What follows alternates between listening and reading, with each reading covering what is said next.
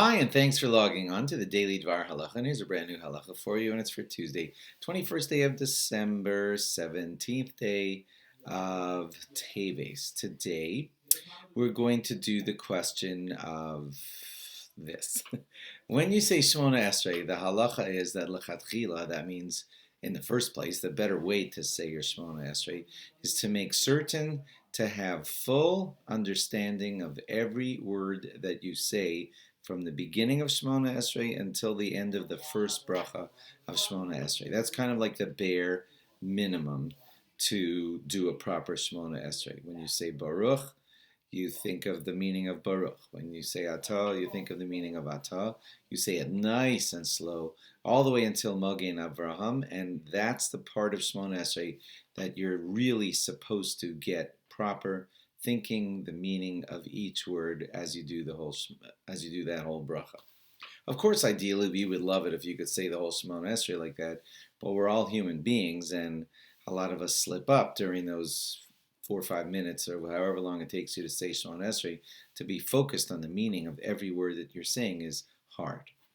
So anyway, so the bare minimum is the first bracha. So today's question is this: what if you're halfway through Shmoneh Esrei and you kind of realize that you've been very distracted based on some stuff that's been going on, and you're having trouble, keeping your kavanah straight, and your mind was wandering during the first bracha of Shmoneh Esrei, and you didn't have good intention to the meaning of the words when you said that first bracha, and you're now halfway through Shmoneh Esrei. What do?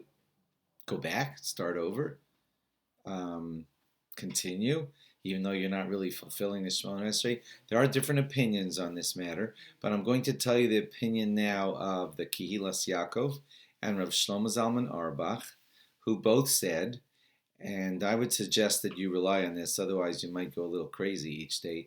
They both said, and they're very, very, very big rabbis, they both said that it's true. If you didn't have intention, proper intention, during that first bracha, you haven't fulfilled the mitzvah of saying Shmoneh Esrei with the proper intention. But here's the kicker, but there's still a mitzvah to say Shmoneh Esrei, even if the words came out and you weren't fully concentrating on the words. You've still fulfilled a mitzvah at a lesser level.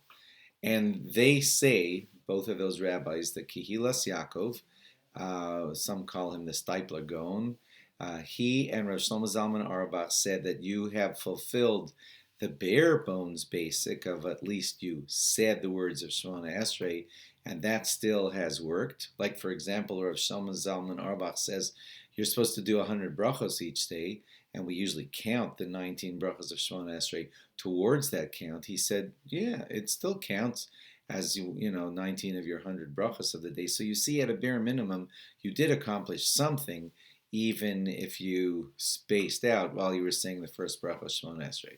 So let me sum up here, because I've rambled a little bit. In summary, I'm saying this: you're supposed to have kavanah and understand every word as you say the first bracha. But if you messed up and didn't have kavanah during that first bracha, these two great rabbis say it's not necessary for you to repeat the Shmoneh Esrei, because at some level you have still fulfilled the mitzvah of saying your Shmoneh Esrei. So don't repeat Shmoneh Esrei. Do try to concentrate, and do try and get it right the next time. But if you messed up on your intention during the first bracha, you will not have to repeat Shmoneh Esrei, according to these two very great rabbis. Thanks for logging on. Log on again tomorrow for more. Bye-bye.